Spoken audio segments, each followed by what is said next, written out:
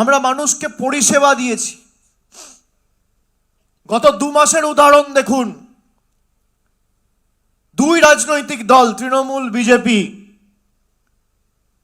একজন এসআইআর করে মানুষকে লাইনে দাঁড় করিয়ে তার মৌলিক অধিকার কেড়ে নিচ্ছে, আর একটা দল তৃণমূল যার সরকার যুবসাথী প্রকল্প ঘোষণা করে যুবকদের লাইনে দাঁড় করিয়ে মাসে মাসে 1500 টাকা আর্থিক সাহায্য প্রদান করার প্রতিশ্রুতি দিচ্ছে। একদিকে মোদি নিচ্ছে আর একদিকে মমতা ব্যানার্জি দিচ্ছে। ওরা কাটছে আর আমরা দিচ্ছি, ওরা ভাঙছে আমরা গড়ছি।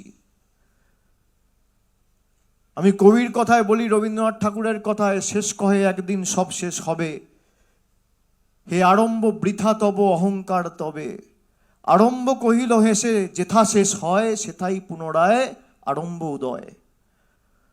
তোমরা এক হাতে কাড়বে, আমরা এক হাতে দেবো, তোমাদের যা জেদ তার 10 গুণ জেদ আমাদের। মমতা বন্দ্যোপাধ্যায় থাকা অবধি বাংলার মানুষকে কেউ ভাতে মারতে পারবে না।